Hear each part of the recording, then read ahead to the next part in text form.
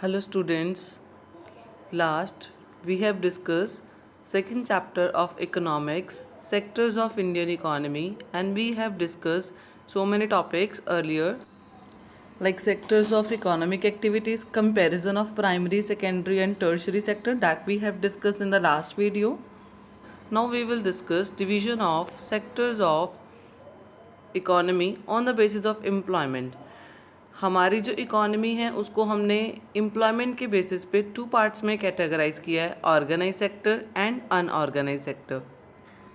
If we talk about organized sectors, the sector cover those place of work or enterprises where terms of employment are regular. People assured work, they are registered by government ने उनको register किया हुआ है और उसके लिए proper rules and regulations follow किए जाते हैं, जैसे कि फैक्ट्रीज एक्ट है, मिनिमम वेजेस एक्ट है, पेमेंट ऑफ ग्रेचुटी एक्ट है, shops establishment. It is called organise because it has some formal process and procedures. इसमें कुछ रूल्स हैं, फॉर्मल प्रोसेसेस प्रोसीजर्स को फॉलो किया जाता है.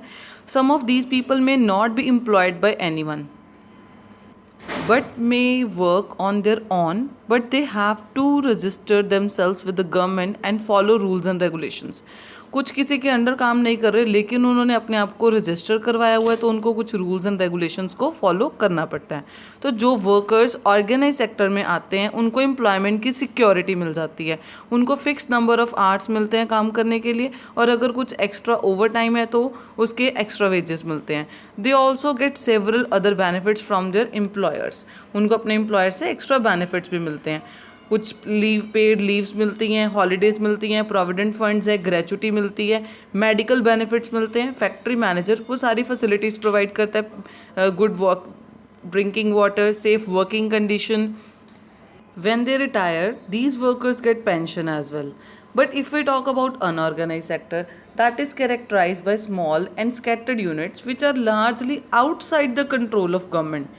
गवर्नमेंट का उसके ऊपर कोई कंट्रोल नहीं है, रूल्स एंड रेगुलेशंस फॉलो नहीं होते, जॉब्स पे उनको लो वेजेस मिलते हैं और वो भी रेगुलर नहीं होता, ना ही कोई ओवर टाइम की कोई प्रोविज़न है, लीव्स नहीं मिलती. Employment is also not secure. People can be asked to leave without any reason. जब इतना सीज़न नहीं होता तो उनको जॉब से भी निकाल दिया जाता है. When there is less work such as during some seasons, some people may be asked to leave. Let me clear you more about organized sector and unorganized sector with example as it is visible to all of you. Parul works in an office and attends office 9 to 5 p.m. She gets her salary regularly at the end of every month. इसके अलावा उसको provident fund मिलता है जो भी government ने rules बनाए हुए हैं, मेडिकल मिलता है, अदर अलाउंसेस मिलते हैं. She just does not go to office on Sundays, यानी कि उनको हॉलीडे मिलती है और वो हॉलीडे के पैसे भी मिलते हैं. This is paid holiday. When she joined work, she was given an appointment letter stating all terms and condition of work. Now, if we talk about unorganized sector, Sheetal is Parul's neighbor. She is daily wage laborer in nearby grocery shop. She goes to the timing from 7:30 till 8 o'clock in the evening. She gets no other allowances apart from her wages. Wages के अलावा उसको कोई allowance नहीं मिलते, ना ही उसको कोई holiday मिलती है. अगर वो holiday करती है तो उसको salary कटती है. Nor was she given any formal letter, neither she was having any kind of paid holidays, right?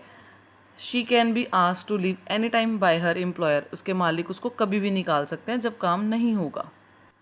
Now listen to the difference between organized sector and unorganized sector. If we talk about organized sector, cover the enterprises where terms of employment is regular. जो employment के लिए rules and regulations है वो proper regular होंगे. लेकिन unorganized में small and scattered units हैं जो government के control के outside हैं. Organized sector government से registered होता है, उसमें कुछ rules and regulations को follow किया जाता है. They are registered by government, they follow rules and regulations and various law, Factory Act, Minimum Wages Act, Payment of Gratuity Act, Shops Establishment Act, etc. As I have discussed the same in the meaning. And if we talk about unorganized sector, वो कोई rules and regulation follow नहीं करते और जो government ने पास किए हुए हैं.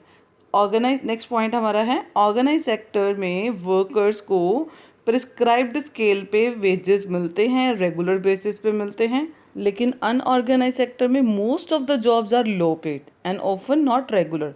वो रेगुलर भी नहीं होती और इतने as prescribe by rules of government इतना वो सैलरीज नहीं देते।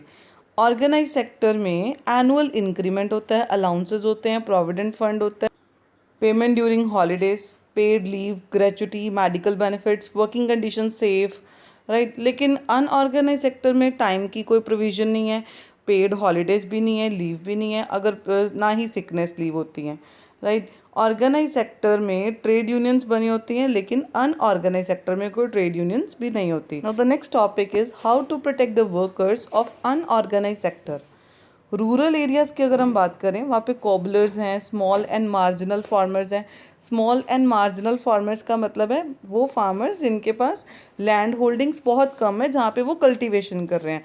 मार्जिनल फार्मर्स, राइट, वीवर्स हैं, कारपेंटर्स हैं, ये सारे अनऑर्गेनाइज सेक्टर में काम करते हैं। They can be protected by providing loans at low rate of interest.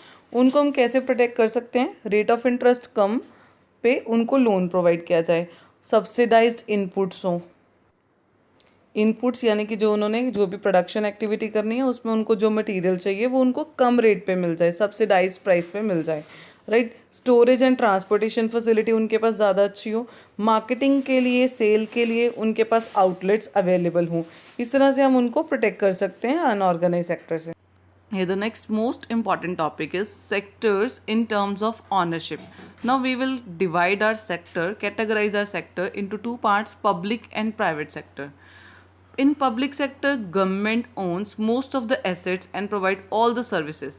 सारे के सारे assets गवर्नमेंट के होते हैं और गवर्नमेंट उस पर सर्विसेज प्रोवाइड करती है। बट लेकिन प्राइवेट सेक्टर की बात करें तो उसमें ownership of assets and delivery of services is in the hands of private और इंडिविजुअल कंपनीज। जो एसेट्स और सर्विसेज जो डिलीवर करनी है उनकी ऑनरशिप वो प्राइवेट के हैंड्स में होता है, इंडिविजुअल्स के हैंड में होता है। There are several things needed by society as whole. सारी सोसाइटी को बहुत सारी चीज़ों की रिक्वायरमेंट है, but which the private sector will not provide at reasonable cost. Private sector उसको कम कॉस्ट पे प्रोवाइड नहीं करता। मोस्ट इंपॉर्टेंट रीजन क्या है? जो पब्लिक सेक्टर है वो पब्लिक वेलफेयर को फोकस करता है, लेकिन प्राइवेट सेक्टर प्रॉफिट मैक्सिमाइजेशन को फोकस करता है। So that is why there are some activities which government has to support. For example, selling electricity at cost of generation may push up the cost of production of industries. Let me clear you. जो electricity है उसमें सिर्फ government ही provide करती है, क्योंकि government profit maximisation को focus नहीं करती, राइट। तो कम से कम कॉस्ट पे इलेक्ट्रिसिटी प्रोवाइड करती है गवर्नमेंट, जिसकी वजह से बहुत सारी इंडस्ट्रीज चल रही हैं। Many unit specially small scale units might have to shut down. अगर गवर्नमेंट ये सब ना प्रोवाइड करे कम कॉस्ट पे तो बहुत सारे छोटे यूनिट्स को तो प्रॉफिट ही ना हो, वो सारी की सारी बंद हो जाएं, उनको कोई बेनिफिट ही ना हो। गवर्नमेंट इसीलिए वीट और राइस भी फार्मर से एक अच्छे प्राइस पे परचेज करके अपने बफर स्टॉक में मेंटेन करके रखती हैं। Here the next topic is rising importance of tertiary sector. As we have discussed in the last video, division of sectors into three parts: primary, secondary, tertiary. Primary में हमारा agriculture था, secondary में industry आ जाती है, और tertiary sector दोनों को support करती है, प्राइमरी और secondary both. Now I am going to discuss with you rising importance of tertiary sector.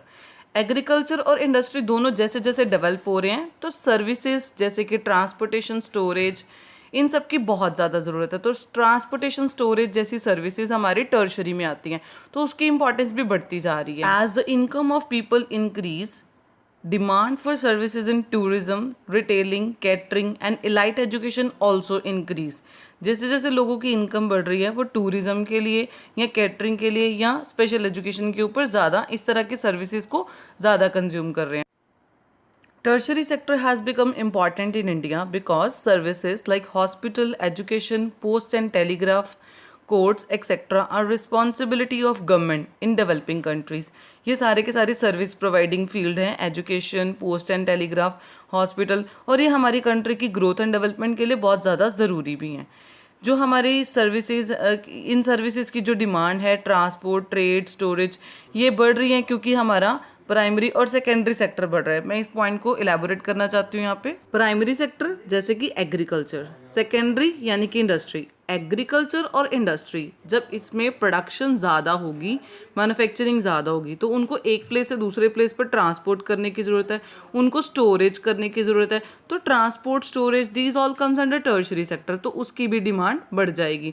तो हमारी कंट्री में टर्शरी सेक्टर की भी डिमांड बहुत ज़्यादा बढ़ रही है, उसकी भी रिक्वायरमेंट है। Tourism, shopping, private schools, hospitals, जैसे जैसे इनकम लेवल इंक्रीज हो रहे हैं, लोग इसकी डिमांड भी ज़्यादा कर रहे हैं। Rapid growth of service sector also benefited from external demand such as software industry and call center services. Yes, software industry और कॉल सेंटर भी एक तरह से टर्शरी सेक्टर में आते हैं और इसकी भी बहुत ज़्यादा डिमांड है, ग्रोथ हो रही है। जैसा कि गवर्नमेंट ने फाइनेंशियल सेक्टर को थोड़ी सी लिबर्टी दी है, उनको लिबरलाइज करा है, तो उन्होंने अपनी फाइनेंशियल सर्विसेज को भी बहुत ज़्यादा ग्रो कर लिया। Right, here the next topic is where are the most of people employed. सबसे ज़्यादा लोग कहाँ पे एम्प्लॉयड हैं? More than half of the workers in our country are working in primary sector. Agriculture में सबसे ज़्यादा पीपल एम्प्लॉयड, लेकिन इससे जो आउटपुट है वो जीडीपी का सिर्फ 1/4 है। जीडीपी यानी कि जितने भी गुड्स एंड सर्विसेज हम प्रोड्यूस कर रहे हैं उसकी total amount from all the sectors, primary, secondary and tertiary. Right, agriculture से जो आउटपुट आ रहा है वो टोटल जीडीपी का सिर्फ 1/4 है, लेकिन इसमें पॉपुलेशन सबसे ज़्यादा एंगेज्ड है agricultural activities. In other words, workers in agriculture sector are underemployed. अब एग्रीकल्चर सेक्टर में जो लोग हैं वो अंडर एम्प्लॉयड है। अब अंडर एम्प्लॉयमेंट का मतलब जितनी उनकी पोटेंशियल्स हैं वो अपने पोटेंशियल से कम काम कर रहे हैं। This kind of under employment is hidden in contrast to someone who does not have a job and is clearly visible as unemployed. Underemployment तो एक हिसाब से hidden है, काम वो कर रहे हैं बट अपने पोटेंशियल से कम काम कर रहे हैं, तो ये hidden कॉन्सेप्ट है rather than जो clearly visible है कि वो unemployed है। With another example, I just want to clear disguised unemployment. Disguised unemployment, disguised word का मतलब है छिपा हुआ, hidden, right? When more people are engaged in some activity, एक ही एक्टिविटी में बहुत ज़्यादा लोग काम कर रहे हैं, the number of persons required for that, उस काम को करने के लिए जितने पर्सन रिक्वायर्ड हैं बट एक्चुअली में उससे ज़्यादा लोग लगे हुए हैं, तो that is disguised unemployment. For example, an agricultural field require 4 labourers but people engaged in that activity 6। काम करने के लिए 6 जाने लगे हुए हैं पर वो काम 4 लेबर का है। तो ये जो 2 लेबर्स काम कर रहे हैं, अगर ये 2 लेबर छोड़ के चले जाएंगे उस काम को, टोटल आउटपुट में कोई फ़र्क नहीं आएगा। तो ये जो 2 लेबरर हैं वो डिसगाइज्ड अनएम्प्लॉयमेंट है। Let me clear you 3 kinds of unemployment. First is disguised unemployment that I have recently discuss. Unemployment that does not affect aggregate output, total output पे कोई फ़र्क नहीं पड़ता।